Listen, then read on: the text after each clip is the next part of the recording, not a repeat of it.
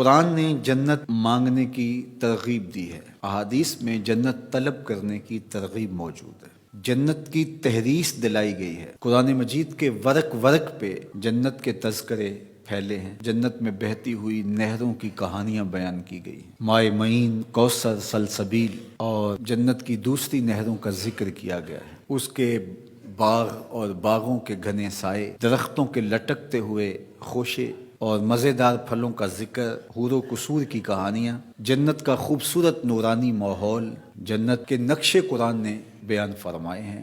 ورق ورق پہ جنت کی کہانیاں بیان فرمائی گئی ہیں۔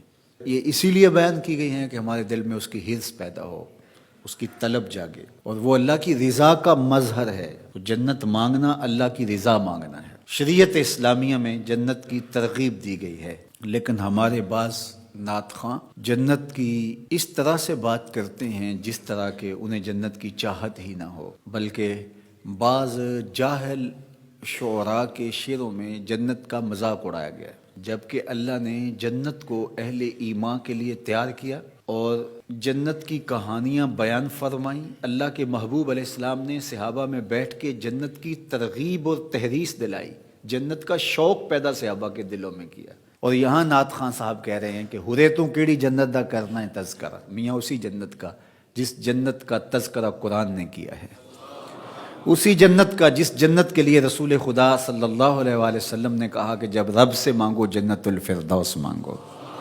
اسی جنت کا ذکر کر رہے ہیں میاں جس کے لیے حضور ہاتھ پھیلا کے اللہ سے جنت کی طلب کرتے تھے، اسی جنت کے لیے جس جنت کی صحابہ کو حضور نے بشارت دی ہے، ابو بکر فی الجنہ، عمر فی الجنہ، عثمان فی الجنہ، علی فی الجنہ، طلحہ فی الجنہ، زبیر فی الجنہ، عشرہ مبشرہ کو بشارتیں دی ہیں، اسی جنت کا ذکر کر رہے ہیں، اسی جنت کا شوق سینوں کے اندر پالے ہوئے ہیں۔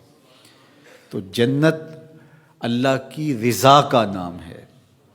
تو حسنات دنیا جب طلب کی جاتی ہیں تو دنیا کی نعمتیں ہیں، اور جب حسنات آخرت طلب کی جاتی ہے تو اس میں سے نمایاں چیز جنت ہے، اور جنت اہل ایمان کا ٹھکانہ ہے، اور اتنی عالی مرتبت جگہ ہے، نہ کسی آنکھ نے ایسی جگہ دیکھی، نہ کسی خیال نے ایسا کوئی نقشہ سوچا، نہ تصور میں کوئی منظر لایا جا سکتا ہے جو اللہ جنت میں نصیب فرمائے گا۔ جنت ایسا ماحول تمہیں فراہم کرے گی کہ وہاں لا یسمعون فیہا لغوا ولا تاثیما، وہاں نہ اسم گناہ کی بات آپ کو سننے کو ملے گی اور نہ ہی کوئی لغو بات آپ کو سننے کو ملے گی۔ اللہ اکبر! وہ چیزیں جو آپ سننا چاہیں گے آپ کے کانوں تک وہی چیزیں پہنچیں گی۔ تو کیسا منظر ہوگا کہ آپ کی طبیعت پر جو شاک بنے، آپ کی طبع نازک پر جو گراں ہو،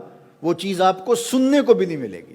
موت ختم ہو گئی، موت کو بھی موت آ گئی، اب ابدی زندگی ہے، اور جنتی خوش ہو جائیں گے۔ اللہ تعالیٰ انہیں فرمائے گا کہ جنتیوں راضی ہو، وہ کہیں گے ما لنا لا نرضی، ہم کیوں راضی نہیں ہوں گے، ہمیں تو وہ ملا جس کا ہم تصور بھی نہیں کر سکتے تھے۔ اللہ فرمائے گا میں تجھے کچھ اور دینے لگا ہوں جس سے تم بالکل راضی ہو جاؤ گے۔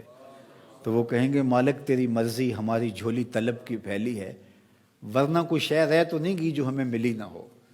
تو اللہ تعالیٰ فرمائے گا وہ شے یہ ہے کہ میں اعلان کر کے تمہیں بتاتا ہوں کہ میں تمہارے اوپر راضی ہو گیا ہوں، اب کبھی بھی ناراض نہیں ہوں گا۔ اور یہ چیز جنت والوں کے لیے خوشی کا باعث ہوگی کہ رب اب کبھی بھی ہم پہ ناراض نہیں ہوگا۔